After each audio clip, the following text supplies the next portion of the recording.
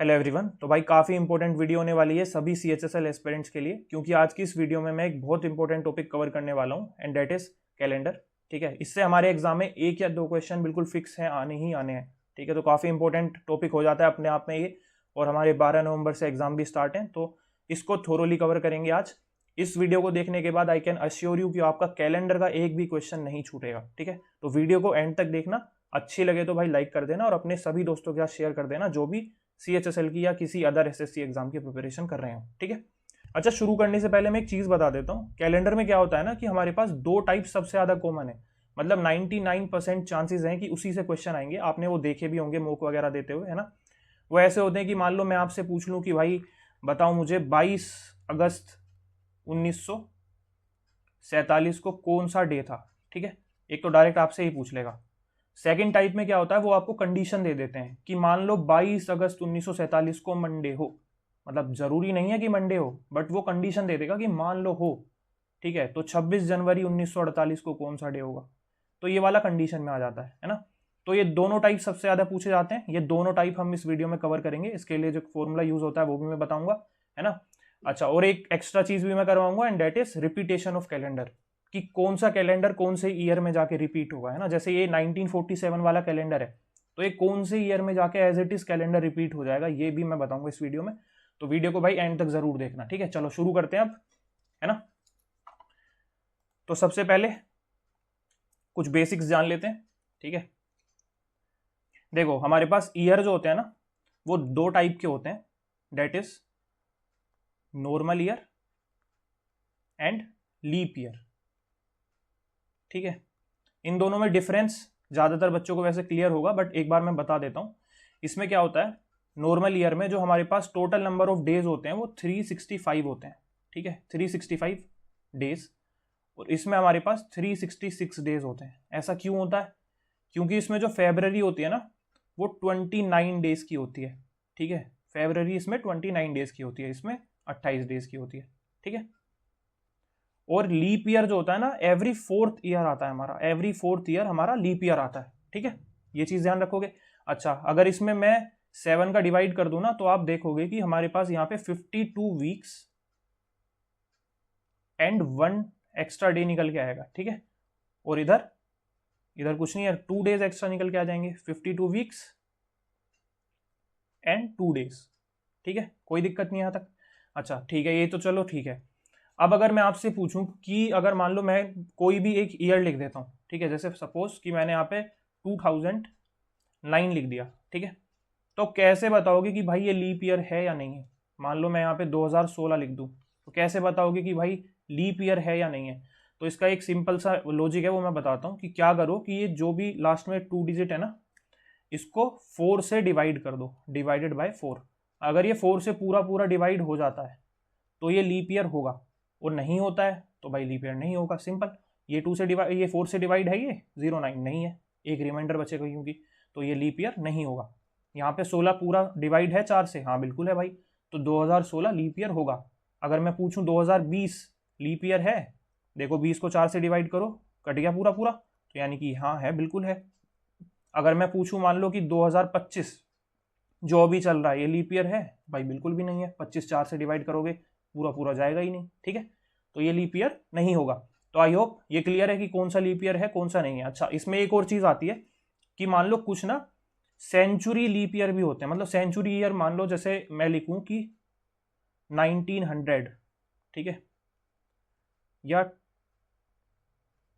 2000। ठीक है, तो ये लीप ईयर है। ये मतलब अब मैंने ऊपर बताया कि भाई अगर 4 से डिवाइड हो जाए वो लास्ट के 2 डिजिट, तो इसका मतलब है कि वो लीप ईयर होगा। तो अब आप इसको करोगे कि हाँ 00 आ रहा है। ठीक है, तो इस केस में क्या होता है ना, सेंचुरी वाले में हम 400 से डिवाइड करते हैं, जहाँ पे आपको सेंचुरी ईयर दिख जाए, जैसे 1800 लिख दूं मैं, 1700 लिख दूं। ठीक है, तो इस केस में हम 400 से डिवाइड करेंगे 4 की जगह पे।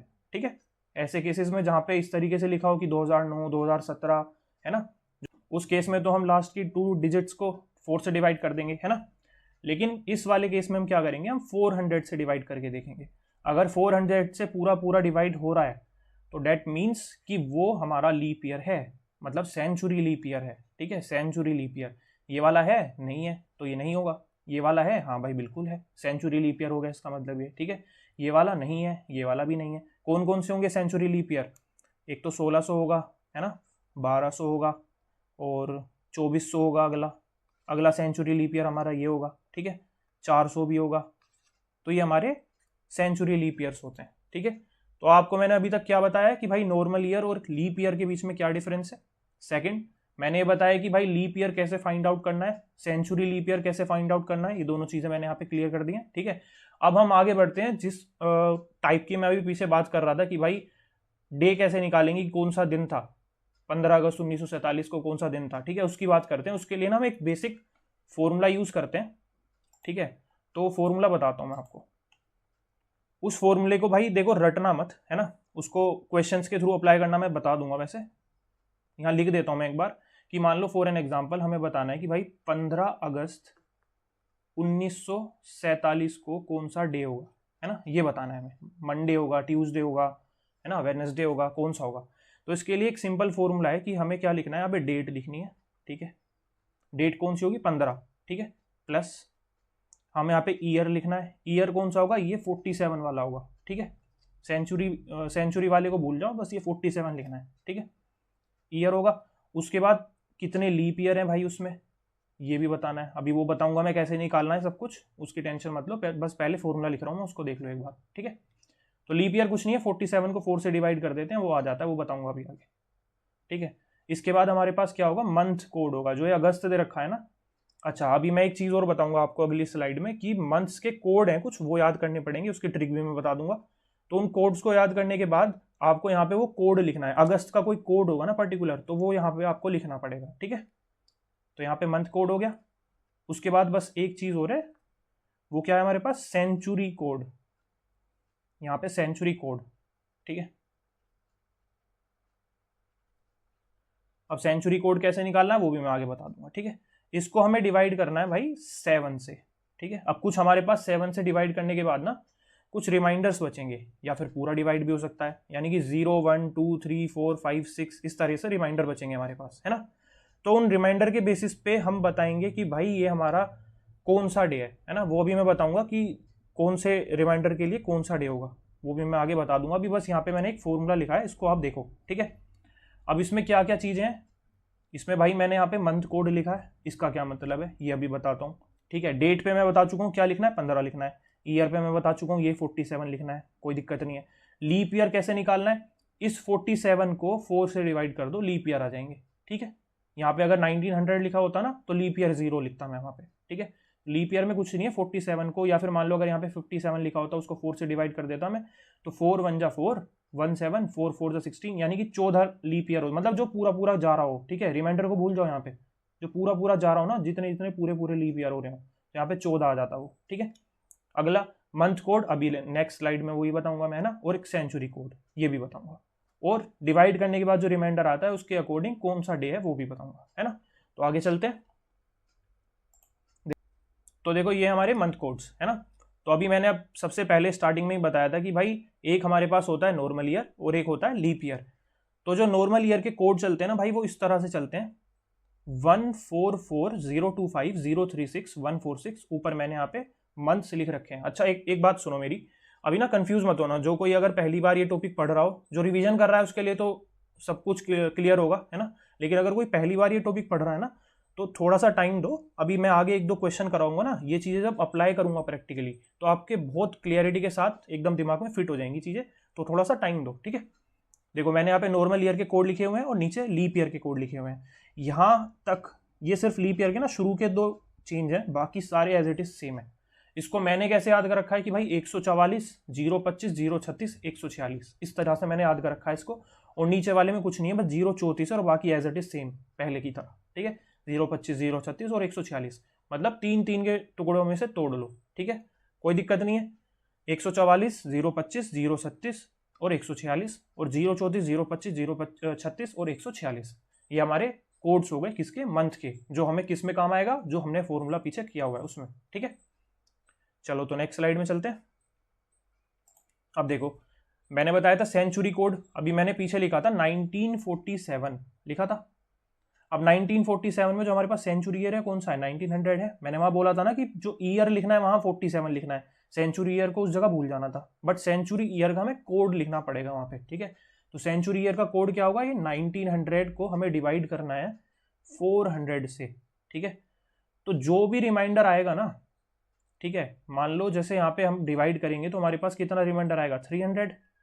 तो 300 रिमाइंडर आने पे क्या कोड लगाएंगे हम, 0, ठीक है।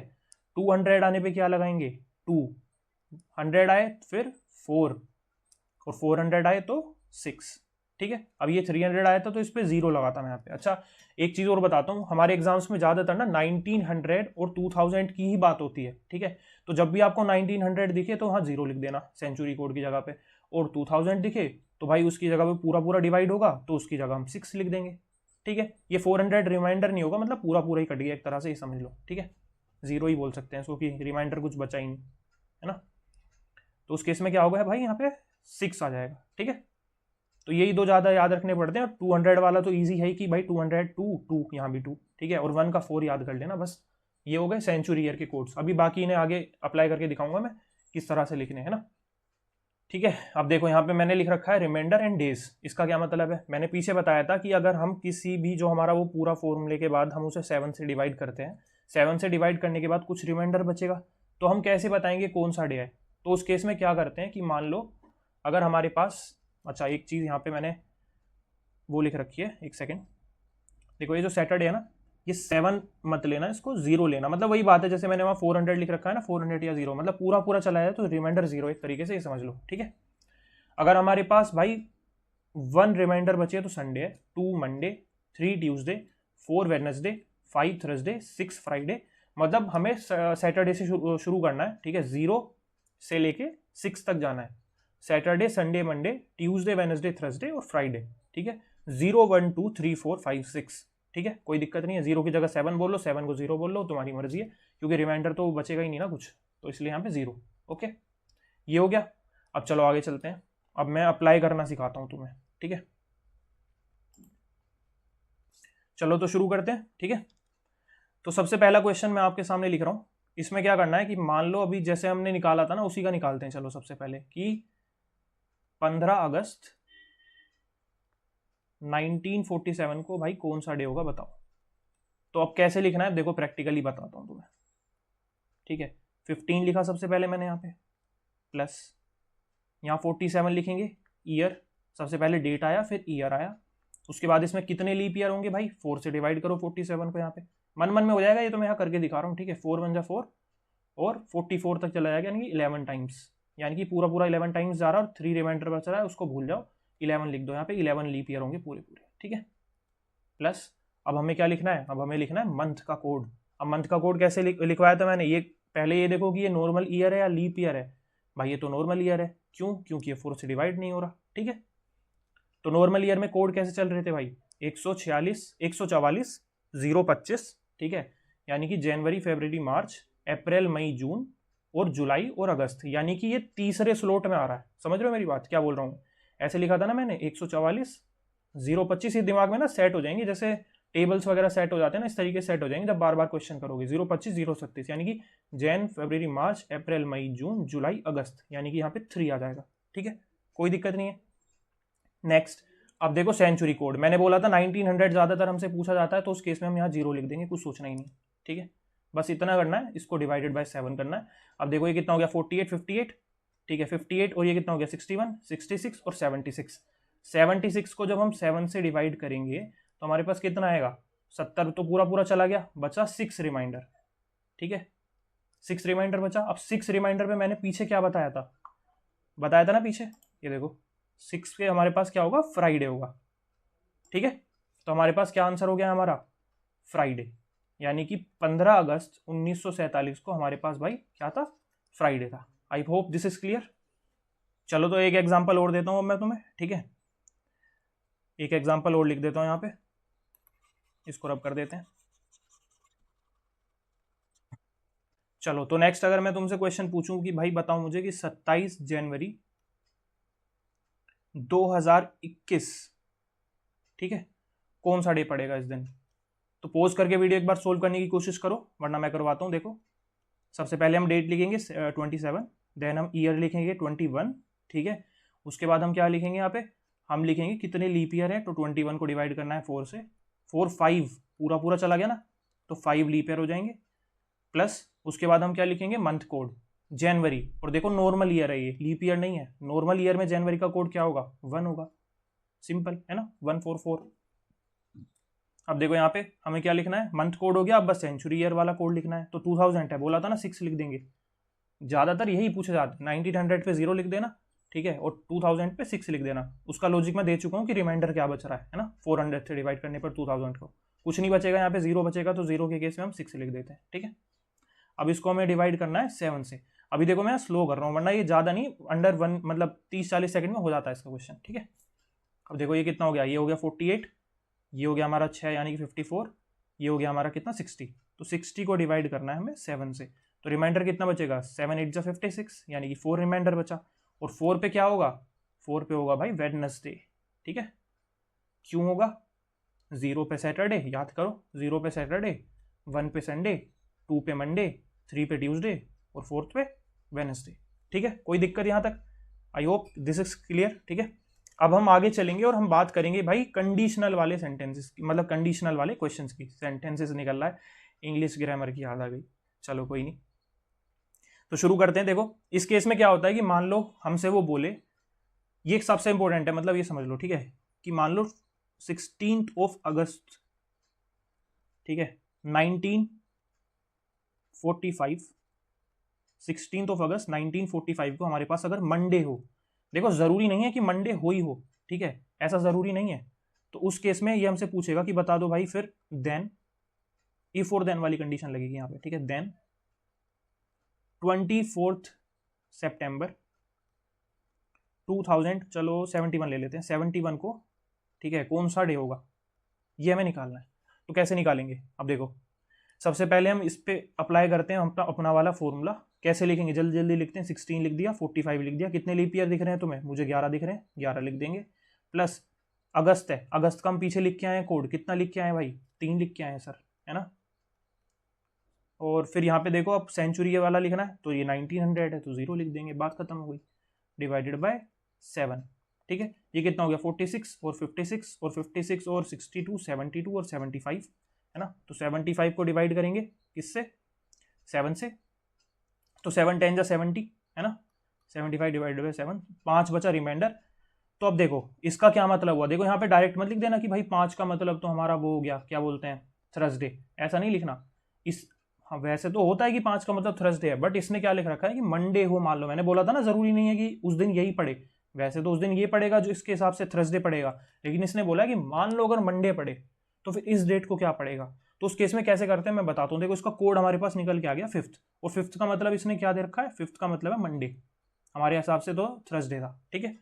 अब हम इस पे अप्लाई करते हैं वाला फॉर्मूला, 24 प्लस 71, इसमें कितने लीप ईयर दिख रहे हैं, डिवाइड करो 4 से, 4 1 जा 4, कितना 3 1, 4 7 जा 28, यानी कि 17, ठीक है। कोई दिक्कत नहीं, कोई दिक्कत नहीं होनी चाहिए। अच्छा 2000 दिख गया ना, तो सेंचुरी ईयर वाला कितना होगा, यहाँ पे मंथ से पहले लिख देते हैं सेंचुरी वाला, क्या फर्क पड़ता है, ठीक है। तो यहाँ 6 हो जाएगा वो, क्योंकि 2000 है ना। अगर मैं नेक्स्ट पूछूँ अब मंथ कोड क्या होगा, तो अगस्त का 3 था, सेप्टेम्बर का कितना होगा, सितंबर का होगा भाई 6, क्यों होगा, 036, है ना, 3 था अगस्त का, तो यहाँ पे 6 आ जाएगा, डिवाइडेड बाय 7, ठीक है। अब इसको कुछ नहीं है, जोड़ लो बस यहाँ पे, तो ये कितना आ गया हमारे पास, ये आ गया हमारे पास 124, ठीक है। 124 को 7 से हम डिवाइड करेंगे तो रिमाइंडर आएगा हमारे पास कितना, 5। अब देखो सेम आ गया हमारे पास, है ना, तो यानी कि इस डेट पे भी मंडे होगा हमारा, ठीक है, सेम रिमाइंडर आ गया। मान लो अगर यहाँ पे सपोज करो कि यहाँ पे मान लो 7 आ जाता, अगर इसका 7 आ जाता है यहाँ पे, 7 नहीं 6 मान लो, 7 तो नहीं आ सकता ना, 0 ही आएगा, या तो फिर मान लो 6 आ गया, ठीक है। तो उस केस में क्या होगा ना, हम प्लस कर देंगे इसमें 1, यानी कि मंडे प्लस 1 ट्यूसडे, मंडे के बाद क्या आएगा, ट्यूसडे, यानी कि इससे अगला क्या है, ट्यूसडे है, बस। तो अगर 6 रिमाइंडर आता वो ट्यूसडे हो जाता, बट यहाँ पे 5 आया है तो वो सेम रहेगा मंडे। मान लो यहाँ पे 4 आ जाता तो हम एक माइनस कर देते इसमें, मंडे से पहला क्या होगा, संडे होगा, फिर आंसर, बात खत्म, ठीक है। तो मैं चलो एक करवा देता हूँ और एग्जाम्पल इसका, कोई दिक्कत नहीं है, एक एग्जाम्पल और कर लेते हैं। जिसमें थोड़ा अलग निकल के है ना, इसमें गलती से सेम ही निकल के आ गया। चलो करते हैं, क्वेश्चन देता हूँ मैं। मान लो 29 में, इन्हीं क्वेश्चन को कर लेना, यही आएंगे एग्जाम में, मैं बता रहा हूँ पहले, अगर आएगा इससे अलग नहीं जाएगा, ठीक है। 2058, ठीक है। अगर इस दिन हमारे पास मंडे हो, मान लो, ज़रूरी नहीं है हो बट मान लो हो, ठीक है। देन मुझे बताओ भाई 16 अप्रैल 1912 को कौन सा डे होगा, बताओ। तो इस केस में देखो, सबसे पहले जल्दी जल्दी लगाते हैं अब इस बार, ठीक है, जैसे मॉक में करते हैं। 29 + 58 प्लस मुझे कितना दिख रहा है, 4 × 1 = 4, और कितना दिख रहा है मुझे यहाँ पे, दिख रहा है 14, लीप ईयर निकल गए। उसके बाद सेंचुरी ईयर में तो मैं यहाँ 6 लिख दूंगा बिना देखे। और उसके बाद मे का कोड कितना होगा हमारे पास, मे का कोड होगा भाई 2। कैसे होगा 2, जनवरी, फरवरी, मार्च, अप्रैल और मई। पहला जोड़ा क्या था हमारे पास, वो था 144 और 02, बस तो 2 आ गया यहाँ पे, ठीक है। इसको डिवाइड करना है 7 से, है ना। अब 7 से डिवाइड करेंगे, देखो इसको सम करते हैं, कितना आएगा ये आएगा हमारे पास 87, है ना, क्योंकि 77 और 67, 77, 87, हाँ 87 हो गया ये, और 89 हो गया, 95 हो गया, 95, 99 हो गया, 99 और 109 हो गया, ठीक है। 109 को 7 से डिवाइड करेंगे, 7 × 7 39, 7 5 35, तो हमारे पास रिमाइंडर बचेगा यहाँ पे 4, ठीक है। यानी कि 4 का मतलब मंडे है। क्या है 4 का मतलब, मंडे, ठीक है। अब हम इसका निकालते हैं, ये लग रहा है यहाँ पे बोल रहा हूँ मैं, वरना जल्दी जल्दी 1 मिनट के अंदर, ये कंडीशनल वाला 1 मिनट लेता है, देखो, ठीक है, टाइम देना पड़ेगा इसको, ऐसी कोई इसकी ट्रिक नहीं है कि भाई लिया और कर दिया, है ना। तो करते हैं, देखो इसे, 16 + 12, देखो यहाँ पूरा पूरा डिवाइड हो रहा है, ठीक है। तो 3 लीप ईयर प्लस 6 आ जाएगा, नहीं आएगा 6, क्यों नहीं आएगा, 0 आएगा सर। क्यों आएगा 0, क्योंकि 1900 है, ठीक है। प्लस उसके बाद यहाँ पे देखो, यहाँ पे मैंने लिखा हुआ है अप्रैल, तो अप्रैल का कोड हमारे पास क्या होगा, अप्रैल का कोड क्या होता है हमारे पास, जनवरी, फरवरी, मार्च, देन अप्रैल, यानी कि 0 हो गया इसका कोड, ठीक है। कोई दिक्कत, लो ये तो दोनों 0 0 ही हो गए, डिवाइड करना है 7 से, है ना। तो 28, 31, 7 4 28, कितना बचा, 3 रिमाइंडर बचा है यहाँ पे, ठीक है। अब देखो, मैंने इससे पहले बोला था ना माइनस कर देंगे यहाँ पे, तो मंडे से पहले क्या आता है, क्योंकि ये 4 है, ये 3 है, यानी कि -1 में जाना है हमें, तो मंडे से पहले क्या आएगा, संडे आएगा भाई। तो आंसर क्या हो जाएगा भाई, संडे आएगा भाई, बात खत्म हो गई, ठीक है। I hope this is clear, है ना, कोई इसमें दिक्कत नहीं होगी एज सच। अब एक क्वेश्चन ना, 1-2 क्वेश्चन मैं वैसे करवा देता हूँ आपके, थोड़े मिसलिनियस टाइप से, उसे और देख लो। कि मान लो अगर मैं आपसे पूछूं कि भाई बताओ, अगर इफ 2 फेब को ट्यूसडे हो, मान लो, है ना, ट्यूसडे दे दिया मैंने आपको, तो बताओ मुझे भाई, find the day after 100 days, ठीक है। आफ्टर 100 डेज कौन सा डे होगा, ठीक है, कौन सा डे होगा। तो इस क्वेश्चन को कैसे करेंगे, देखो, तुम्हें पता है कि हमारा जो दिन है कोई भी, मान लो से संडे आज, है ना, तो 1 हफ्ते बाद वो रिपीट हो जाएगा, 1 हफ्ते बाद संडे दोबारा आ जाएगा, है ना। तो हम ऐसे केसेस में क्या करते हैं कि हमें 100 दिन बाद बताना है ना, तो हम 100 को 7 से डिवाइड कर देंगे, ठीक है, बात आई समझ में। तो कितना रिमाइंडर आएगा हमारे पास यहाँ पे, 7 1 7, 7 4 20, हाँ ठीक है, 2 कितना आ गया, 2 रिमाइंडर आ गया ना हमारे पास यहाँ पे, 2 रिमाइंडर बचा है, यानी कि 2 दिन रिमेनिंग बचे हैं हमारे पास, ठीक है, क्योंकि बाकी दिन तो सेम ही रहेगा मामला। तो ये क्या हो जाएगा हमारे पास, ये हो जाएगा भाई थर्सडे। क्या हो जाएगा, थर्सडे। क्यों हो जाएगा, +2 कर दो ना भाई, ट्यूसडे, वेनसडे, थर्सडे, बात खत्म। 2 दिन बाद क्या होगा, 1 दिन बाद क्या होगा, वेनसडे, 2 दिन बाद क्या होगा, थर्सडे। बाकी 7 दिन से हमें मतलब ही नहीं है, क्योंकि 2 दिन बाद जो चीज़ है वही 7 बार रिपीट होते होते वही 100वें दिन होके चली जाएगी, 100वें दिन भी यही चीज़ रिपीट होगी, बात खत्म हो गई, है ना। कोई हमसे पूछता 4 फेब को क्या है, तो 4 फेब को भाई हमारा यही होता थर्सडे, है ना। तो वही चीज़ तो 100वें दिन जाके वही थर्सडे ही तो आना है, वही बात है। तो 7 से डिवाइड कर देते हैं ऐसे केस में, ठीक है। I hope this is clear. अच्छा एक चीज़ और पूछूं, मान लो अगर मैं तुमसे बोलूं, एक वैसे ही दिमाग में आ रहा है क्वेश्चन मेरे, देखा था मैंने एक बार किसी मूक में, उसने पूछा था कि भाई, इसको ऐसे कर लेते हैं, एक सेकेंड, उसने मेरे से ऐसे पूछा था कि भाई x weeks and x days में कितने डेज होंगे टोटल कितने डेज होंगे। तो कुछ नहीं करना था इसमें, हमें पता है एक वीक में कितना 7 होता है ना, 7 डेज होते हैं, तो 7x + x 8x आंसर हो जाता। वैसे ही रैंडम आ गया दिमाग में, रैंडमली तो बता दिया बस मैंने, है ना। चलो ये हमारा कंसेप्ट देखो यहाँ तक क्लियर हो गया है। मैक्सिमम चांसेस हैं यहीं से क्वेश्चन आएगा, इससे ज़्यादा नहीं जाएगा आगे। अब रिपीटेशन ऑफ कैलेंडर वाला एक कंसेप्ट बचता है, उसको और देख लेते हैं, देन खत्म करते हैं क्लास, ठीक है। तो ये हमारा भाई रिपीटेशन ऑफ कैलेंडर वाला टॉपिक, ठीक है। ध्यान से समझना, एक बारी में समझोगे समझ में आ जाएगा, कोई ज़्यादा टफ नहीं है कुछ ऐसा इसमें, ठीक है। चलो तो शुरू कर दें। चलो भाई देखो इसमें क्या होता है ना कि मान लो मैं तुम्हारे सामने कोई ईयर लिख रहा हूँ, ठीक है। सपोज करो मैंने लिखा है 2021 लिखा मैंने, ठीक है। तो अब इस केस में क्या होगा कि हमें क्या करना पड़ता है ना, लास्ट 2 डिजिट को 4 से डिवाइड कर देना है, ठीक है। जब हम इससे डिवाइड करेंगे तो हमें देखना है कि रिमाइंडर हमारे पास क्या आ रहा है। इस केस में हमारे पास क्या रिमाइंडर आ रहा है, 1। तो जिस केस में रिमाइंडर 1 आए वो कैलेंडर भाई 6 ईयर्स बाद, क्या हो रहा है इसमें, हाँ ठीक है, 6 ईयर्स बाद रिपीट होगा, ठीक है। बात आ रही है समझ में। अगर 1 रिमाइंडर आया तो 6 ईयर बाद रिपीट होगा, यानी कि ये वाला कैलेंडर 2000 कब रिपीट होगा, 2027 में। बात आई समझ में। अब अगर मैं 2027, अब मैं इसको 4 से डिवाइड कर दूं अगर, तो आप बोलोगे सर यहाँ तो 3 रिमाइंडर आ रहा है। तो जब 3 रिमाइंडर आए तो उस केस में भाई 11 साल बाद आपका कैलेंडर रिपीट होगा। बात आई समझ में, 11 ईयर्स बाद। यानी कि अब ये कब आएगा, नेक्स्ट 2027 का कैलेंडर 2038 में जाके रिपीट होगा। बात आई समझ में। अगर मैं इसको 4 से डिवाइड कर दूं अब, तो हमारे पास रिमाइंडर कितना बचेगा, 2 बचेगा, है ना। 38 को डिवाइड करना है, 27 को 4 से डिवाइड करना है, 21 को 4 से डिवाइड करना है, यहाँ 2 बचा भाई। जब 2 रिमाइंडर बचे तब भी हमारा कैलेंडर 11 साल बाद रिपीट होगा, यानी कि ये वाला कैलेंडर हमारा 2049 में रिपीट होगा। गेटिंग माई पॉइंट, मैंने एक से ही समझा दिया सब। देखो यहाँ इसको 4 से डिवाइड करा, 1 रिमाइंडर आया, जब भी 1 रिमाइंडर आए 6 ईयर्स बाद रिपीट होगा। इसको 4 से डिवाइड किया 2027 वाले को, 2027 वाले में केस में हमारे पास 3 रिमाइंडर आया, वो 11 साल बाद रिपीट होगा।